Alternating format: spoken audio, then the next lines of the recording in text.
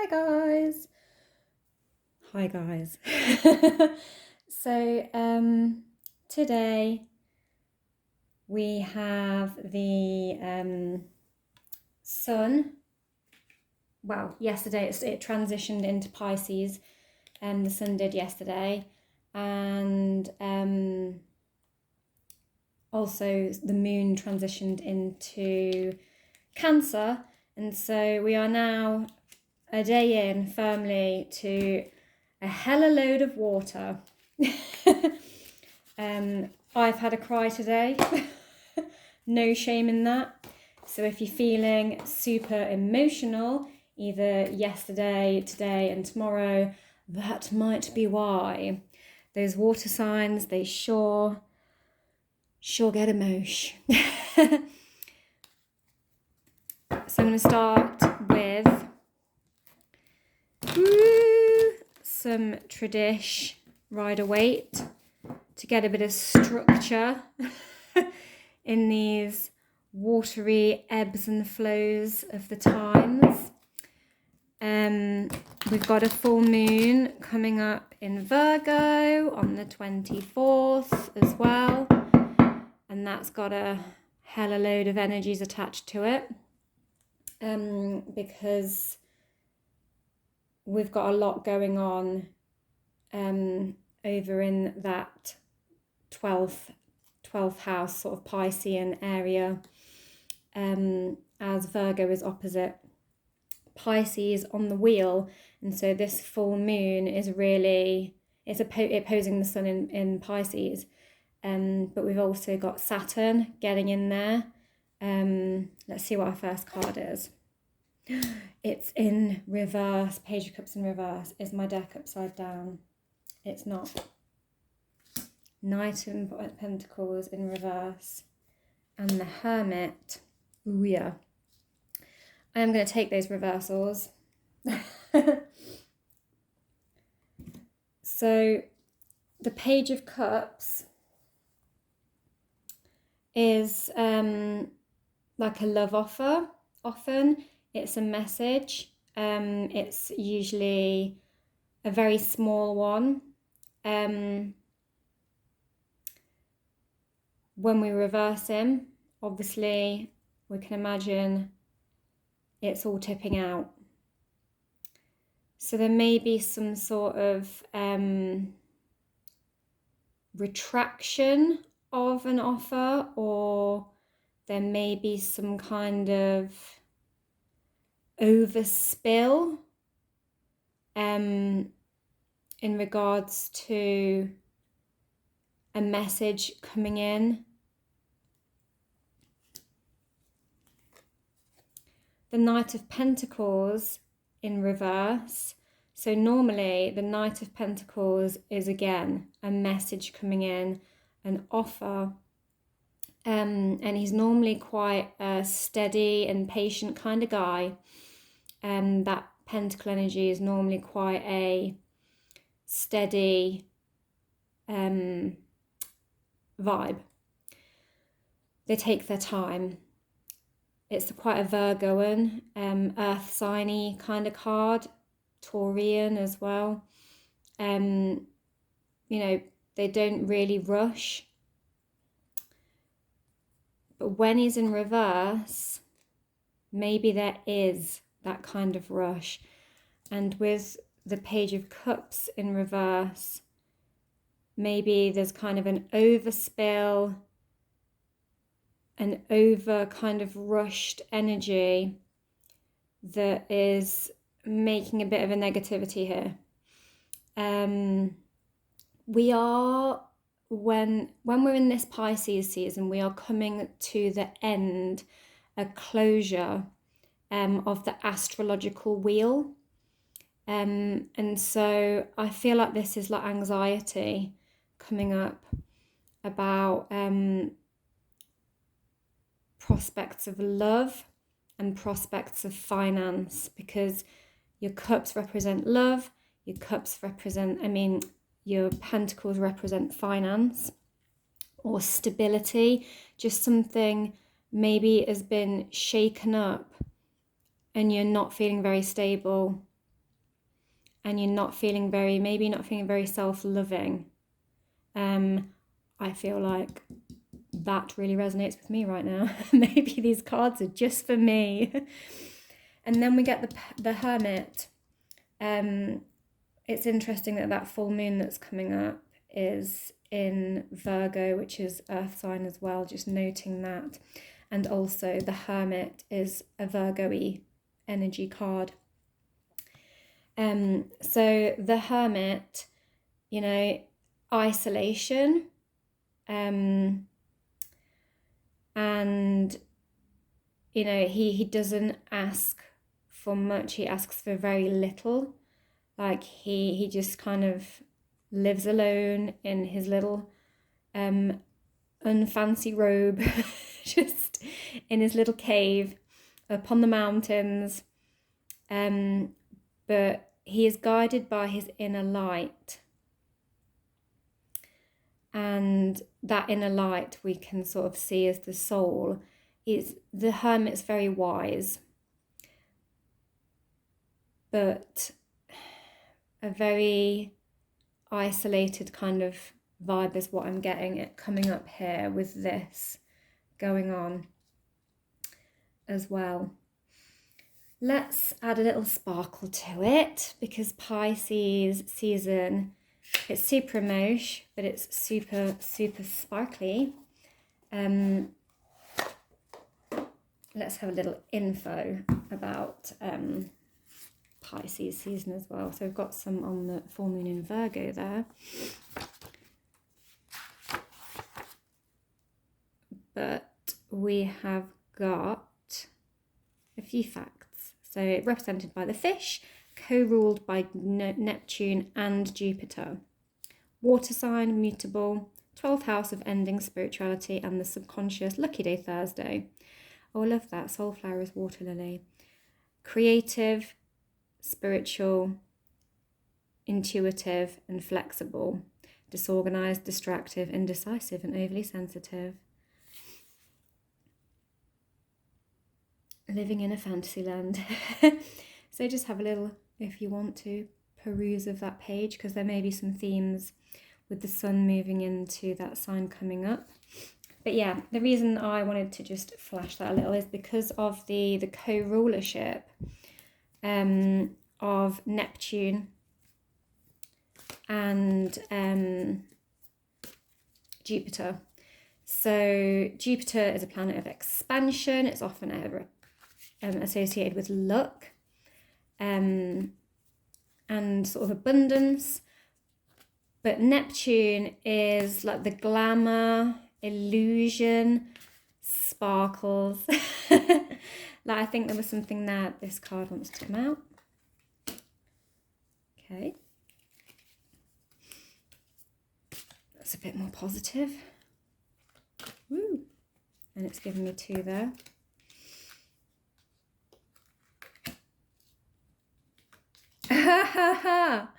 That's hilarious. So we've got the Knight of Pentacles again, but in the upright. I definitely need to take another card on that, because we've got one in the reverse and one in the upright. But what is the chances that the Knight of Pentacles would come out on top of the Knight of Pentacles? Yeah, so I just wanted to use the sparkly cards because I feel like they really resonate with sort of Pisces vibes. So on top of the Page of Cups, we have got the wonderfully sparkly. Is that the Ten of Pentacles? Yes, it is. Sometimes I get really dumb and I start trying to count the pentacles and I'm like, just look at the X on the top, that means 10. Anyway, and the imagery is all for the Ten of Pentacles. Yeah, so growing like a stable future, like generational abundance. As you can see, you've got like different ages and stages of life on the card.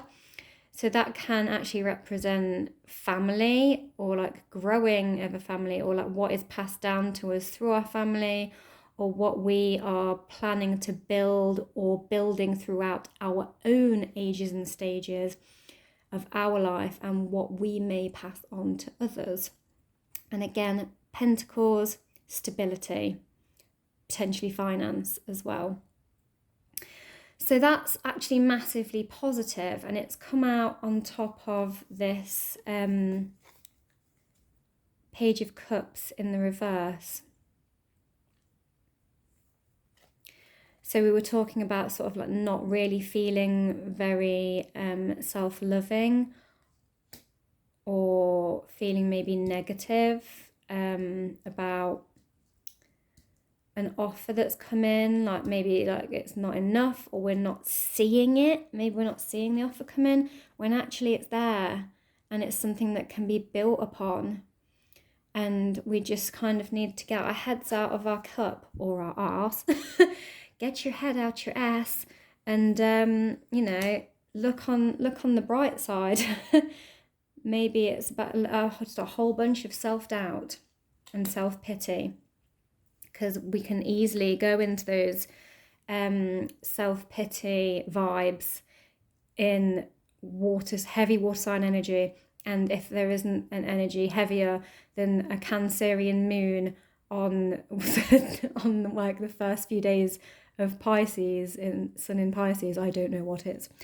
And then on top of the Knight of Pentacles in the reverse, we have the Knight of Pentacles in the upright. So again, maybe we just need to pull our heads out our ass and smell the roses. Because maybe the offer is there. Interesting that we've got a full moon. And I spoke about that full moon in Virgo coming up, and this being a Virgo card. And, you know, look here, he looks so proud. He looks so proud of his pentacle. We have this more like serious sort of knight on this one. And we've got this nice kind of like woohoo kind of knight here. You know, his field is all hoed neatly. Virgos love it neat. Good job has been done there. And he's reaped the reward of his pentacle. And so maybe this is going to come to sort of a head around this full moon. Maybe we're going to start to be able to release some things so that we can get our heads out of our arses and actually see the woods for the trees, is what I want to say. That's just come from nowhere. And you know, earth signs, roots, trees, soil. So yeah, maybe we just need to get grounded and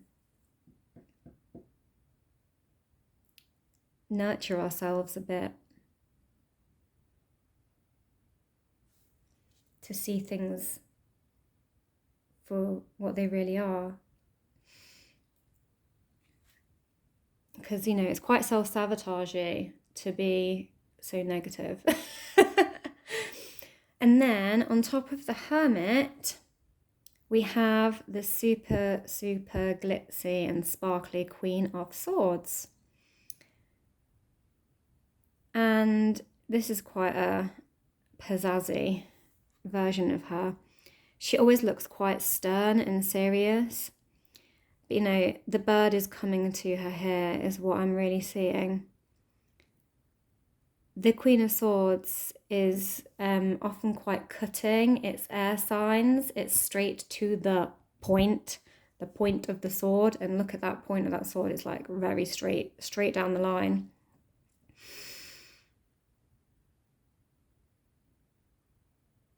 But that is, you know, that message coming in a roundabout way, or that offer coming in a roundabout way.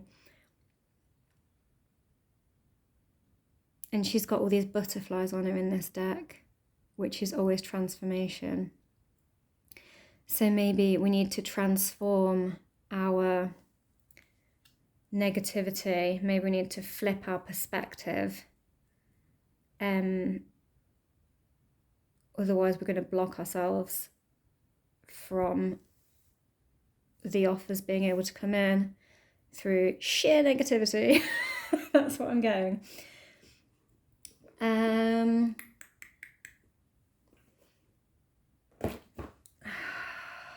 What do I want? I want an archetypes. There is literally I've just opened this and there's literally a card like poking straight out. So I'm going to actually take that one off the top. The vow. Another one poking out. I'll take that one out as well. I think we're just going to be here forever if I do that. I've said it now, so I'm doing it. I've said it now, so I'm doing it. Anima mundi. My Latin is absolutely awful.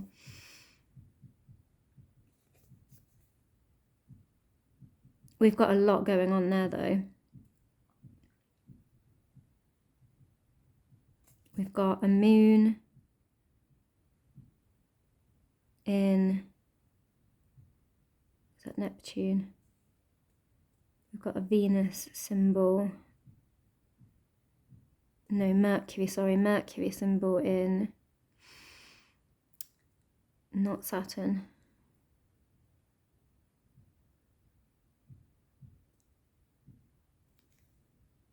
Got Jupiter up there.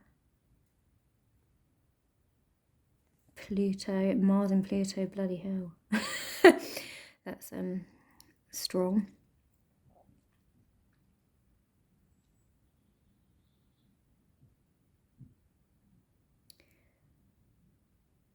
So I'm kind of seeing like a lot of star alignments here, a lot of astrological alignments, almost like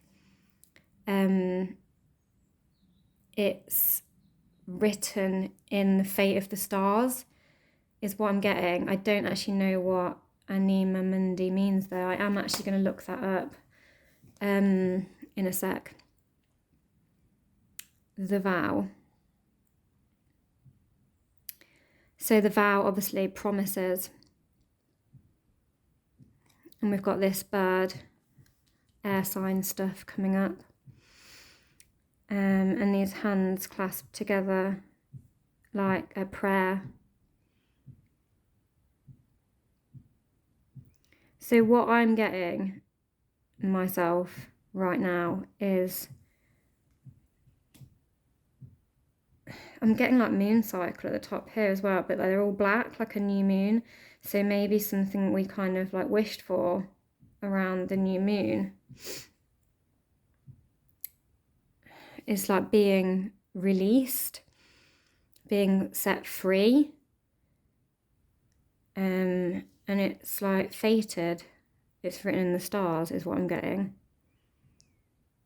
I'm going to pause this a second while I look up what Anima Mundi means. Right, I'm back. So I looked up the word Anima Mundi and it means sort of the interconnectedness of everything, which is quite cool. I said, you know, there's a lot going on here and it's almost like you've got like the person in the middle who is like meditating. And obviously when we sort of do yoga and meditate, we are, you know, connecting to ourself and the universe is within us. And as we are in the universe, it's about, you know, the connection of everything. And I talked about everything sort of, you know, as being written in the stars, like fated. But, you know, I guess that's like almost like a surrender to the fact that everything, it is what it is kind of thing.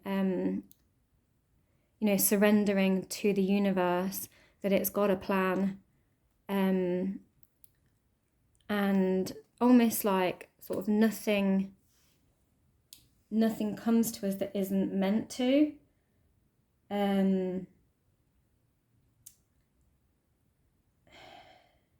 Like we need to need to honor the fact that we're not always in charge, and we need to trust in the universe. And I feel like there's a bit of a with the fact that we're in Pisces season now, and I was talking at the beginning about that opposition. When we're in a full moon, we're like the sun and the moon are in opposition. They're like because they're directly opposite each other. And we've got this Virgo moon, full moon, and we've got this Pisces sun, and they're like on the same axis. So the energies are on the same axis, which is causing its own sort of energy. And Virgo is very logic, the mind, like mental mind, a lot of it, because one of its rulers is Mercury. Its other ruler is Chiron, which is like the wounded healer. So there may be something we need to heal there as well, to do with the human mind and the overthinking, because Virgos, they like to plan everything quite meticulously. This is generically, and always be bettering themselves and working really hard to do that. So there may be something about that energy versus our Pisces energy, that very emotional, intuitive, just like accepting of what we know within. And it's like, Pisces represents the 12th house. Virgo represents like the house of work, and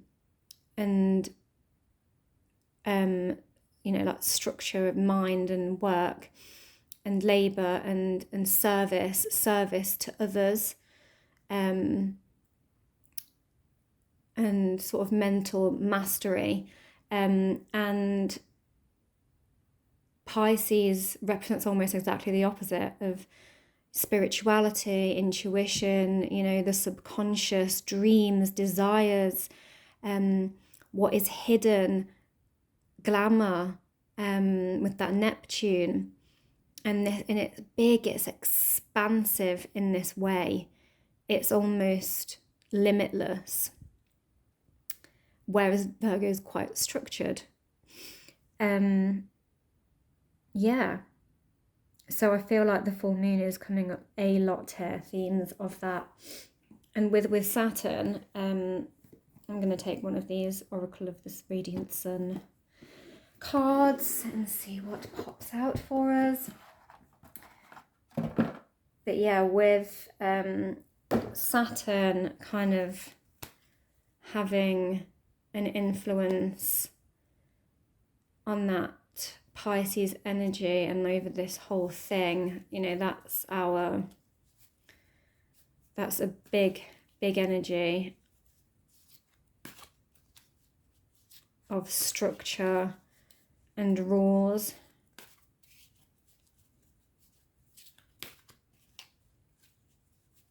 And lessons, like life lessons. And with it being in that 12th house sort of place, when it's connecting to Pisces, that's going to be like endings, life lessons and endings and releasing stuff. And it's a full moon, so it's about releasing as well. So I think there's a lot of stuff coming up there. Okay, a card to clarify this Anima Mundi and this full moon Virgo, this Virgo and Knight of Pentacles energy. I feel like it's both of these. I feel like there's two. Ooh, that one just fell off as well. That might be significant. Innovation, that's that kind of Aquarian energy. Yep, Jupiter in Aquarius, 11th house. It's very Aquarius. Obviously, we've just come out of Aquarius season, and that's funny that that's landed on top of there where we had, I said about new moon vibes and what we invited in, and what we were, you know, basically kind of praying for on this new moon.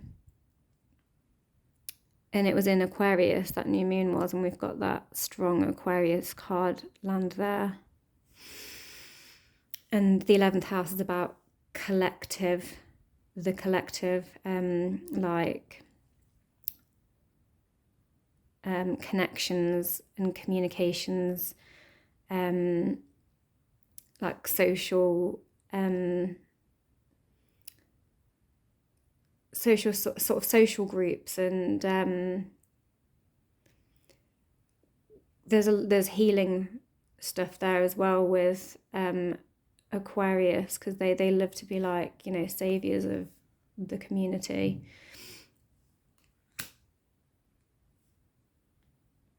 Adaptability, and that's Gemini. Yeah, we've got Gemini moon in Gemini, 3rd house,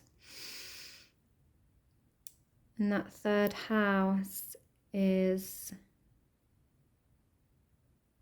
usually sort of our communication, and that mental energy again, also ruled by Mercury. 3rd house is Mercury, and we've got the moon there. The moon is linked to Pisces and Cancer. We've got moon in Pisces and Cancer today. But we need to be able to be adaptable and innovative and not lose sight of that energy.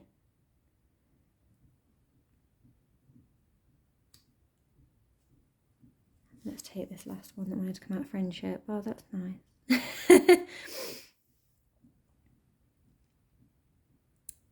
And that's a Cancerian card in the 4th house. Our roots, our sort of stability, our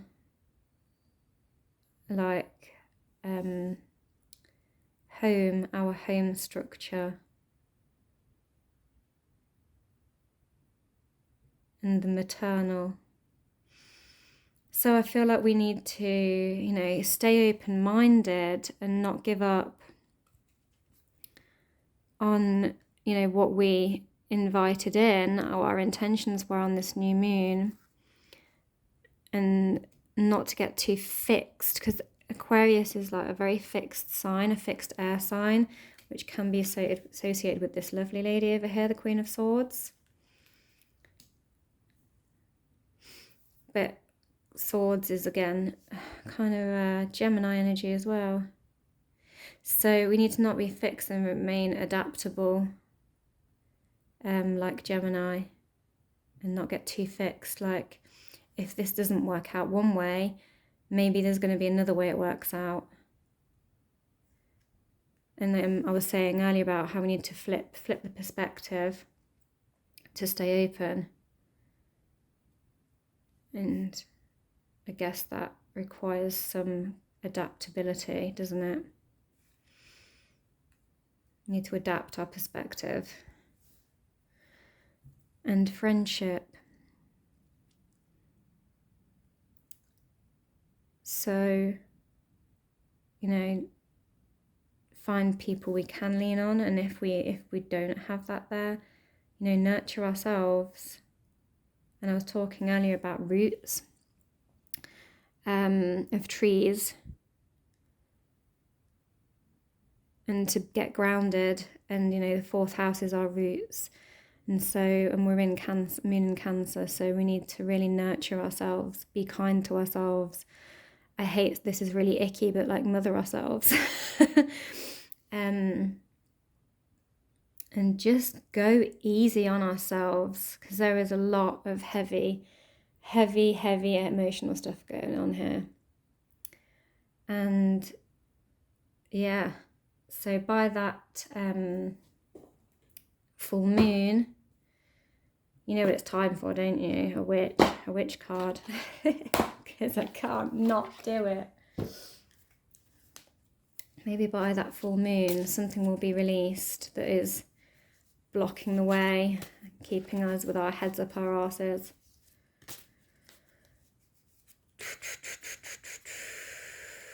We need to nurture our way out of, we need to nurture our heads out of our asses. One overall card, please, to close. What's going to be the overall outcome here? If we can change our perspective. What's the overall outcome of this full moony vibe we've got going on? I'm not feeling any of them coming up yet. Maybe the message is already there. The table, so it's reluctant. That one's poking out at me though. Affirmation for acceptance. Fate and dice. Wow. And we've got more sort of air signiness. What was I saying earlier about with this card? Accepting the interconnectedness of everything and trusting in the universe. And, you know, look, she's got all this dark cloud.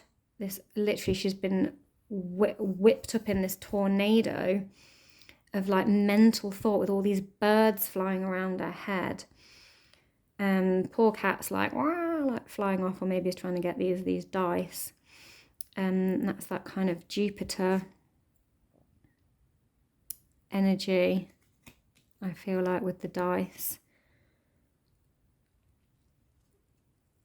So an affirmation for acceptance will help us sort of just accept that we can't control everything, and it doesn't matter how much planning we do and how hard we're working to make it happen. Sometimes it's fate, sometimes the universe has already decided, and it's going to bring us what is meant for us. And, you know, if it doesn't bring us what we want, the way we want it, we're just going to have to find a way to accept that. And then we can, just having acceptance that it might, you know, not go a certain way will actually bring us peace. And that's the reading, guys. So I feel like it was a bit like dark, a bit heavy in places. But them's the cards. And if you are feeling in emotionally turbulent times or quite heavy, then, you know, find some acceptance and be kind to yourself. Namaste.